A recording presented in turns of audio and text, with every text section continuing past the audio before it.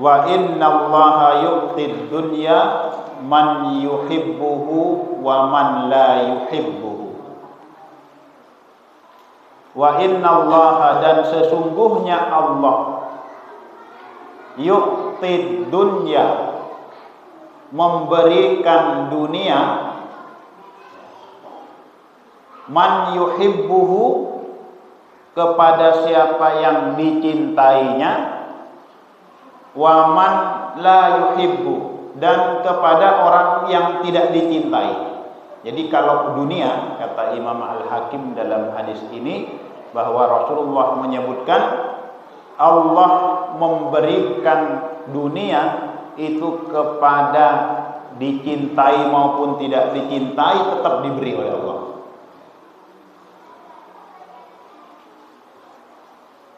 Wala yu'til iman, dan tidak memberikan iman, illa man yuhibbu. Illa beda antara ilah dengan illah, ya. Hati-hati kalau baca bahasa Arab. Bahasa Arab ini salah dikit beda makna. Kalau ilah alif atau hamzah, alif ada hamzahnya di bawahnya, beda penulisannya. Lam terus ada ya begini. Itu bacanya ilah, artinya ke atau kepada. Tapi kalau illah sama, hamzah juga alif ada hamzahnya, terus lam, terus ada alifnya. Illah beda, ilah dengan illah. Nah di sini illah, jadi illa man yuhibbu, kecuali hanya untuk yang dicintai.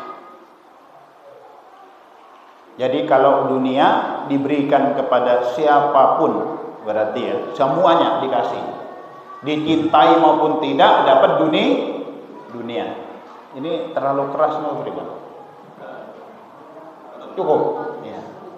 Biasanya kan kadang kalau terlalu keras nggak nyaman ya. Jadi dunia Allah berikan kepada siapapun. Karena memang sifat Allah itu diantaranya adalah Ar-Rahman, Maha Pengasih, dikasih semuanya. Bahkan orang kafir juga dikasih. Orang kafir juga dikasih, malah okeh, Pak Maman ya, malah tambah okeh orang kafir. Lah buktinya di Indonesia 9 naga itu orang-orang di luar Muslim. Hartanya banyak banget itu. Katanya 9 naga itu kalau dikumpulkan seluruh harta kekayaannya itu separuh warga Indonesia. 9 orang lawan separuh jumlah. Berapa jumlah warga Indonesia? 280 juta. Bukan keliru. Ya, 280 juta kalau nggak keliru. Berarti 9 lawan separuhnya itu seimbang. Nah terus separuhnya termasuk yang di sini mungkin nggak dapat bagian.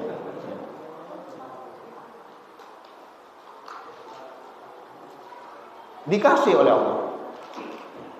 Tapi kalau urusan iman, hanya Allah berikan kepada siapa yang Allah cintai. Ya, mudah-mudahan kita termasuk yang dicintai oleh Allah. Jadi ada iman di dalam hati kita. Kalau kita baca sejarah, memang hidayah ini kalau dibahasakan tuh misteri. Dulu Nabi itu punya paman sekaligus sahabat, namanya Hamzah bin Abdul Muthalib. Biasa dengar Pak? Biasa dengar namanya Hamzah bin Abdul Muthalib. Pamannya beliau. Hamzah bin Abdul Muthalib ini pamannya Nabi, tapi usianya hampir sama dengan Nabi. Nah, biasa tuh enten keponakan kalih pamannya kalih leknya itu usianya mirip, dekat-dekat. Karena anaknya banyak, ya. Akhirnya anaknya yang pertama itu dari anak yang pertama sama leknya yang terakhir usianya malah bahkan lebih tua ponakannya daripada leknya itu ada, biasanya gitu. Nah, Hamzah bin Abdul Muthalib ini karena memang dekat banget secara hubungan dengan Nabi. Selain pamannya, juga dalam riwayat Hamzah ini sepersusuan, saudara sepersusuan dengan Nabi. Nah, saking dekatnya, saking akrabnya, maka Hamzah bin Abdul Muthalib ini, ya, ketika Nabi dimusuhi oleh orang-orang yang tidak suka dengan Nabi, maka Hamzah ini pasti membela Nabi. Bahkan dalam satu riwayat Abu Jahal itu pernah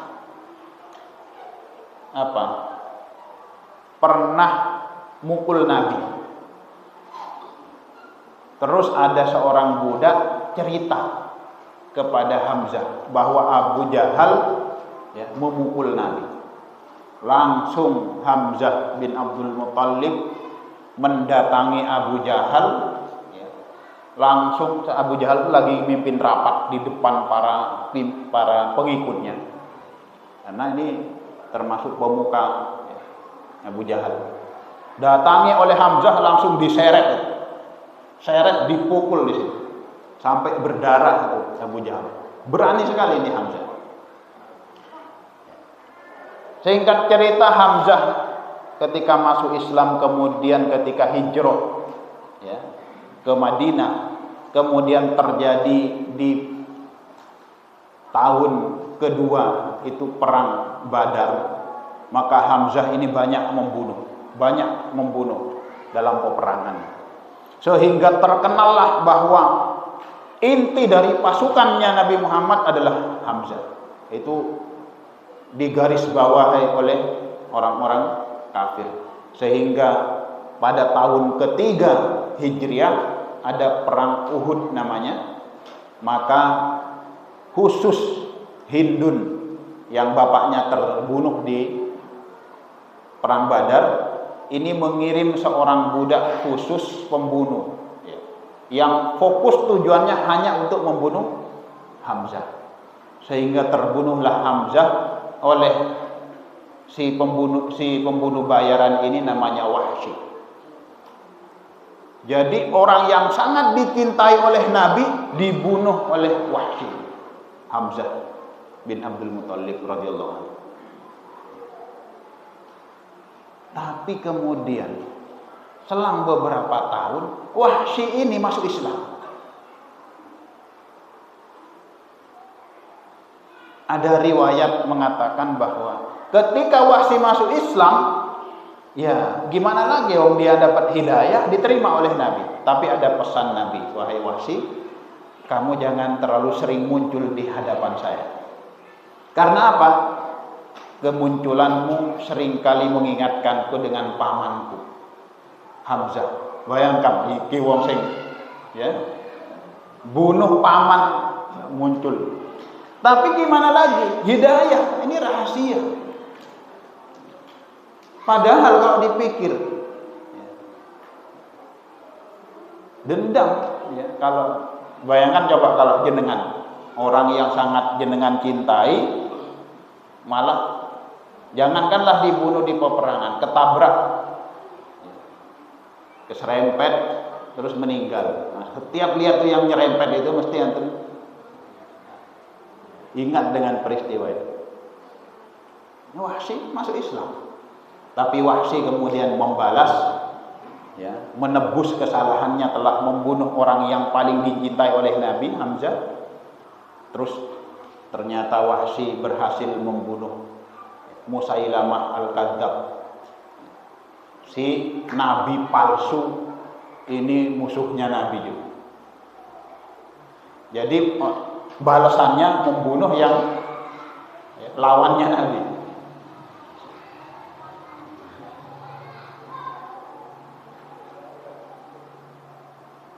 Jadi kalau kita bandingkan dengan bagaimana perjuangan Rasulullah di dalam ketika awal-awal menyebarkan agama Islam, yang didampingi oleh keluarganya juga, ada pamannya Nabi Abu Jahal, Abu Lahab, justru malah juga menentang Nabi. Abu Lahab bahkan dikekalkan oleh Allah di dalam Al-Quran, ya, dalam surat Al-Lahab, tabbat yada abi lahabi wa tab. Itu pamannya Nabi. Kapan ayat itu turun? Ketika Nabi mengumpulkan masyarakat Arab, menyampaikan bahwa dirinya adalah seorang nabi, yang lain itu percaya, tapi justru pamannya yang justru mencela Nabi. Nah, yang marah Allah langsung ketika Abu Lahab mengatakan tabban laka ya Muhammad, celaka kamu wahai Muhammad. Karena saat itu orang-orang sedang aktivitas, sedang kerja, ada yang di ladang, ada yang di semua sedang kerja. Tiba-tiba Nabi dikumpulkan oleh Nabi. Ngumpul orang, ketika ngumpul meninggalkan pekerjaannya, Nabi mengatakan bahwa saya adalah seorang nabi. Abu Lahab marah. Oh lah tiba kamu mengumpulkan kita itu cuma mau ngomong itu loh. Celaka kamu wahai Muhammad. Mungkin merasa itu ponakanku, ngeremehkan. Dia lupa bahwa ini ponaan, bukan sebarang ponaan, tapi dia seorang nabi. Begitu Abu Lahab melaknat Nabi dengan kalimat tabban laka ya Muhammad, celaka kamu wahai Muhammad, dibalas oleh Allah Subhanahu wa taala dengan ayat tabbat yada abi lahabi wa tab. Bukan hanya Abu Lahab, istrinya sekaligus mendapatkan laknat dari Allah Subhanahu wa taala. Kekal di dalam Al-Qur'an. Enggak bisa ditawar sudah.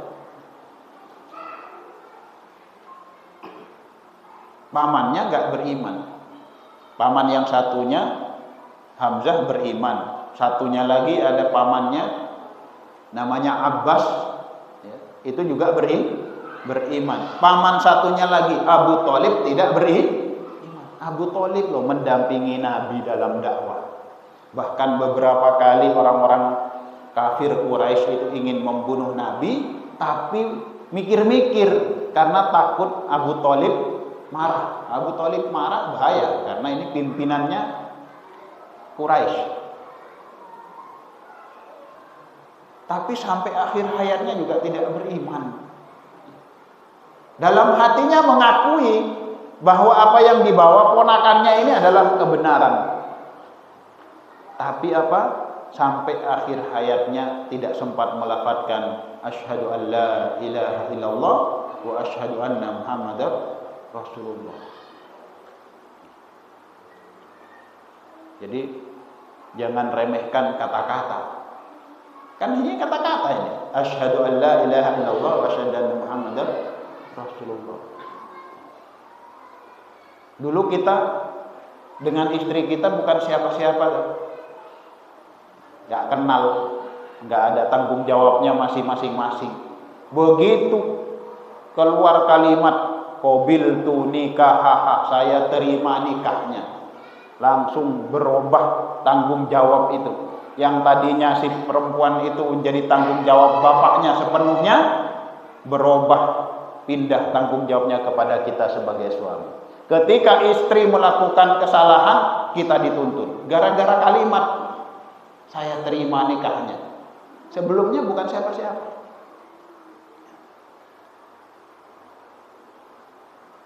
Dan inilah yang membuat Rasulullah bersedih.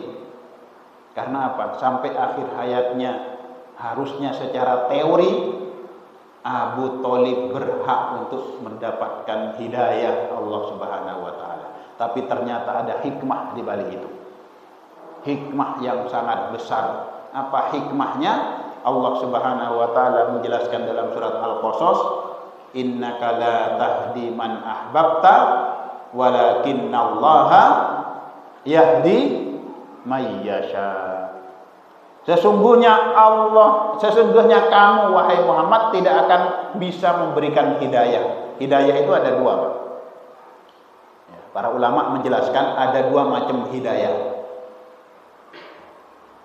Ada namanya hidayatul irsyad, atau hidayatul ilm. Hidayatul ilm. Hidayah berupa ilmu. Para penceramah, para muballigh, begitu juga para nabi dan rasul mengenalkan tentang siapa Allah, siapa Tuhan, dikenalkan, ngerti mereka. Bahkan dalam surat Luqman itu Allah menyatakan orang-orang kafir itu, wala in sa'altahum man khalaqas samawati wal ard la yaqulunna Allah. Kalau seandainya kalian bertanya tuh kepada orang-orang kafir, siapa yang menciptakan langit dan bumi? Mereka akan mengatakan Allah. Itu ayat Al-Quran dalam surat Luqman. Wala in sa'altahum man khalaqas samawati wal ard la yaqulunna Allah. Pasti pakai la-nya pendek, namanya lamut taukid dalam ilmu bahasa Arab. Yang artinya sungguh mereka akan menjawab Allah kalau ditanya. Tapi apa? Dia yakin bahwa yang menciptakan langit dan bumi dan menciptakan manusia ini juga Allah. Tapi sebatas hidayatul ilmi. Hidayah ilmu, tahu itu ilmunya.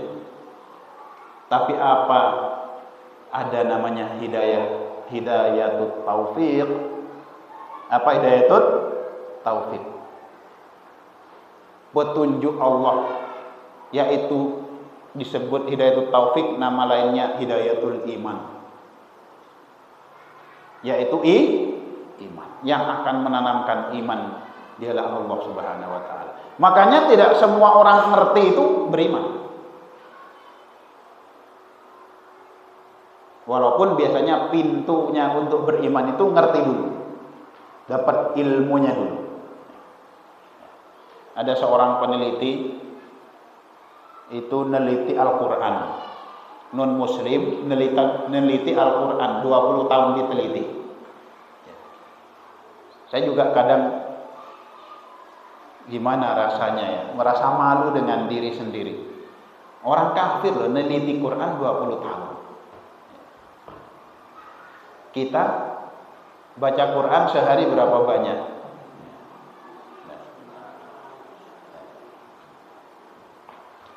Kan mereka meneliti Quran, dia ini meneliti Quran 20 tahun. Neliti itu bukan sekedar baca, Pak. Meneliti apa yang diteliti? Yang diteliti itu tentang susunan. Yang pertama tulisannya. Tulisannya kenapa dari sini? Bukan dari sini, kan begitu ya. Quran kan beda. Nulis Quran kan dari sini, dari kalau kita kanan kita ya, dari kanan kita. Terus diperhatikan huruf-hurufnya, huruf hijaiyah itu dari alif sampai iya. Kenapa begini? Kenapa? Diperhatikan. Kemudian kata demi kata diteliti. Kenapa begini susunan katanya? Semuanya ketika genap 20 tahun hasil penelitiannya, muncul kesimpulan bahwa ini tidak mungkin dikarang oleh manusia. Kesimpulannya begini.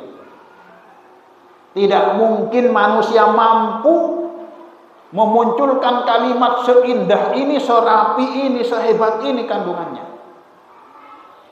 Karena termasuk yang diteliti itu dikaitkan dengan peristiwa-peristiwa. Kan ada tuh penelitinya muminya Fir'aun tuh diteliti, Pak. Diteliti ternyata di bagian tubuhnya muminya Fir'aun itu terdapat gumpalan garam. Garam, ya. Untuk mengetahui, kan orang kalau menemukan satu penemuan gelarnya profesor, ya, jadi profesor. Ya, ini untuk meraih gelar profesor, ya, meneliti muminya Fir'aun. Maksudnya Fir'aun ini, muminya Fir'aun ini diambil dari mana dan apa penyebab kematiannya, intinya begitu. Ditemukan di mana dan apa penyebab kematiannya, diteliti. Ternyata ada bagian yang dapat mendukung keberlangsungan penelitian itu, yaitu ada gumpalan sedikit garam. Ditelitilah.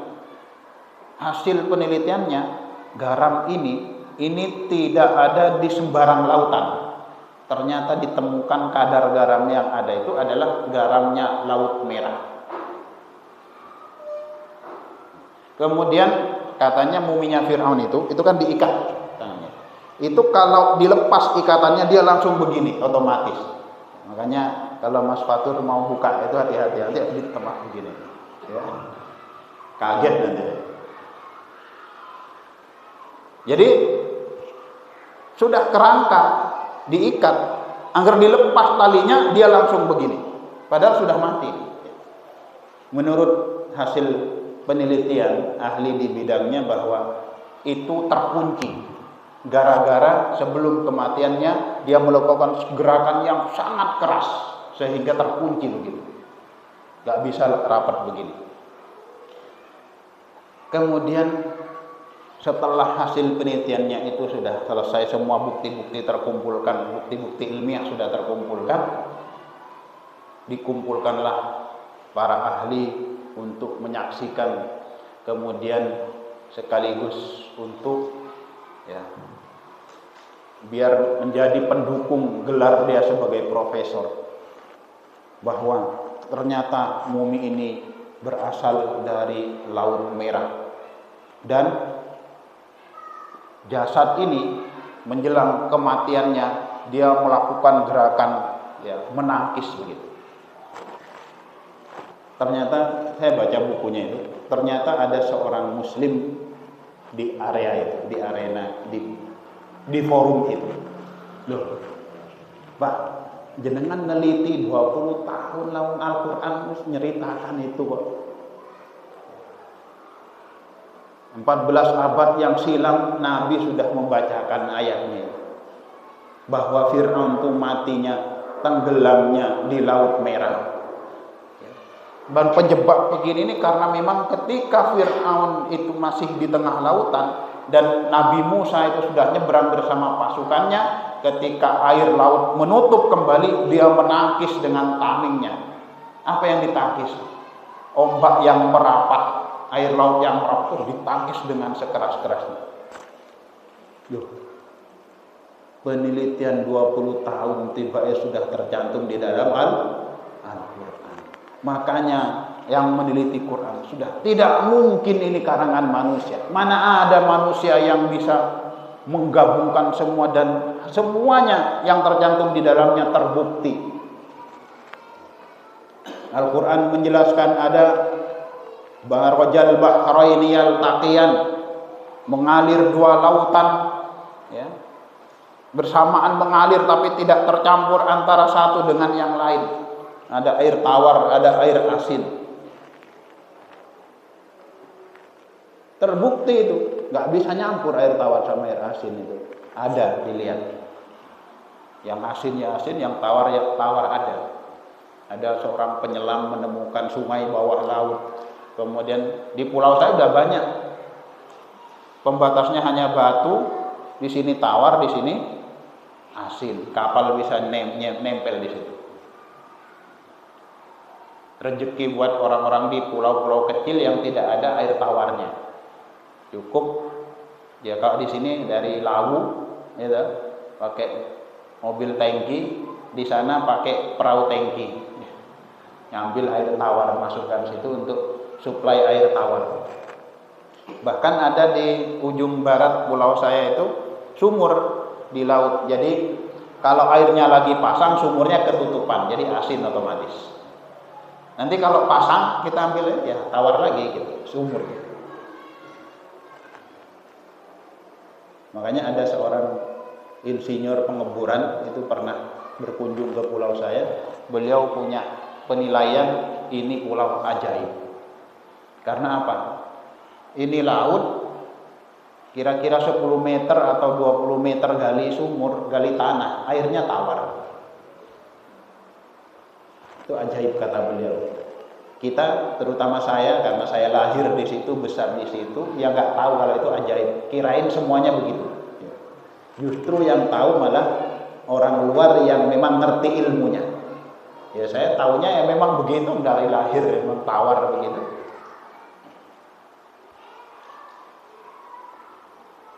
Jadi iman hanya untuk orang-orang yang memang dipilih oleh Allah, dicintai oleh Allah Subhanahu wa taala.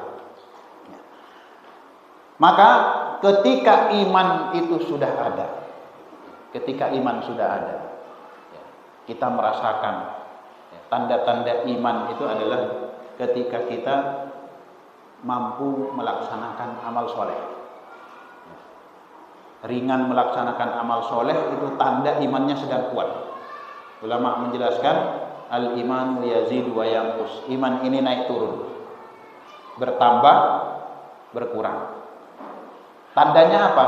Kalau semangat melakukan amal soleh itu lagi bertambah, berarti imannya. Tapi kalau sudah mulai malas, dengar adzan kaget aja bawaannya. Adzan toh. Nah, itu tanda-tanda imannya sedang turun. Mau berangkat ke masjid berat sekali. Subuh bolak-balik, bahkan nggak dengar azan. Atau dengar tapi pura-pura nggak dengar. Asik main HP ataupun yang lainnya. Itu iman sedang mulai menurun. Tapi kalau orang imannya sudah lagi naik, lagi bagus-bagusnya, jangankan hanya sholat 5 waktu,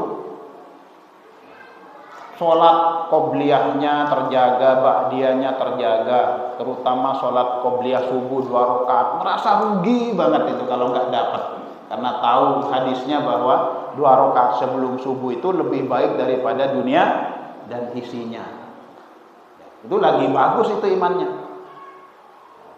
Bahkan tahajud juga dikerjakan, witir sebelum tidur dikerjakan, wudhu sebelum tidur dikerjakan. Tapi kalau lagi imannya lagi turun, jangankan wudhu sebelum tidur, jangankan witir sebelum tidur aja nggak doa. Itu biasa dalam kehidupan. Makanya perlunya kita mengerti ilmu itu agar kita mampu mendeteksi.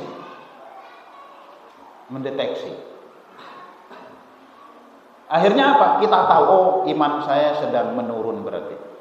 Maka di antara upaya untuk menguatkan iman yang sedang turun itu, para ulama menyarankan, bahkan Nabiullah Ibrahim alaihissalam, kita tahu kehebatan beliau, doanya adalah wa alhiqni bis-sholihin. Ya Allah, perkumpulkanlah saya bersama orang-orang soleh. Karena memang teman yang baik ini pengaruhnya luar biasa. Bahkan hadis Nabi mengatakan, al-mar'u ala dini khalilihi. Seseorang itu imannya tergantung pada teman dekatnya. Dalam dunia nyata ada terbukti betul. Teman dekat itu pengaruh. Pengaruh betul. Pengaruh dia. Hadisnya begitu. Al-mar'u ala dini khalilihi. Seseorang itu imannya itu tergantung teman dekatnya. Kalau teman dekatnya waktunya sholat segera gerak ke masjid, biasanya ya awalnya perkebo, tenten masjid gak enak awalnya, tapi lama-lama ya bisa berpengaruh. Atau sebaliknya, yang biasa ke masjid, ya, akhirnya ikut luntur imannya gara-gara temennya. Jadi antara itu mana yang kuat, mana yang konsistennya dengan pendiriannya. Kalau yang kuat imannya menang, ya berarti yang lemah akan ikut. Tapi kalau nggak kuat, nah justru ikut sebaliknya. Yang biasa ke masjid ngerti-ngerti hilang, nggak pernah ke masjid. Sampai saya awalnya kaget, ya, di Ngeruki itu ada perempatan tertulis dicari orang hilang gitu, usia antara 30 sampai 40 tahun, sudah lama tak nongol di masjid. Jawab apa penjelasannya, orang hilang gitu. Tak kirain siapa hilang, ya, ternyata banyak laki-laki nggak hilang, nggak muncul di masjid. Kirain orang hilang beneran, ternyata hilang maksudnya nggak pernah nongol di masjid. Itu sindiran, ya, kalimat sindiran bagi orang dewasa nggak pernah ke masjid. Atau jenengan mau tulis Pak Sri, ya. Dicari laki-laki dewasa sudah lama tak kelihatan di masjid. Tapi orang Jagung nggak biasa ke masjid. Jadi banyak berkumpul dengan teman-teman yang baik. Ini insya Allah juga meningkatkan keimanan. Kemudian juga untuk mempertahankan atau meningkatkan iman itu banyak mentadabburi ayat-ayat kauniyah. Mau ayat-ayat Allah, ada kauliyah, ada kauniyah. Kalau tadabbur Al-Qur'an, di dalam Al-Quran itu banyak hal-hal yang memotivasi kita, banyak kisah-kisah. Bahkan dalam ulama dalam hal ini beda-beda dalam mengatakan berapa muatan atau berapa banyak kisah di dalam Al-Quran. Ada yang bilang sepertiganya itu kisah, ada yang bilang separuhnya, bahkan ada yang bilang 80% itu isinya kisah. Karena biasanya lebih mudah kita mengingat kisah dan mudah menginspirasi. Allah Subhanahu wa taala menjelaskan wa kullan naqussu 'alaika min anba'ir rusul, dan saya kisahkan semua itu dalam Al-Qur'an itu kisah-kisah para nabi dan kaum-kaum sebelumnya, ya. Di situ ada beberapa manfaat, di antaranya adalah mau'idhah wa mau'idhatun wa dzikra lil mu'minin. Tujuannya adalah menjadi nasihat dan peringatan bagi orang-orang yang beriman. Menjadi nasihat, dalamnya banyak muatan hal-hal yang memotivasi kita dan banyak hal-hal yang mengingatkan kita. Sehingga banyak mentadabburi ayat-ayat Allah itu dapat memunculkan dan menguatkan keimanan kita. Nah, karena itu dapat memupuk, dapat menjadi penyubur iman kita. Ini alhamdulillah Allah tanamkan iman kepada kita masing-masing dan juga keluarga kita. Mari kita jaganya dengan amalan-amalan soleh dan menjaga pergaulan dengan orang-orang soleh. Kemudian juga tak kalah penting, dan ini sangat penting, yaitu banyak-banyak berdoa kepada Allah Subhanahu wa taala. Di antara doa, ya, yang yang sering kita dengar itu dalam surat Ali Imran, Rabbana la tuzigh qulubana ba'da id hadaitana. Ya Allah, jangan palingkan hati saya setelah Engkau berikan hidayah.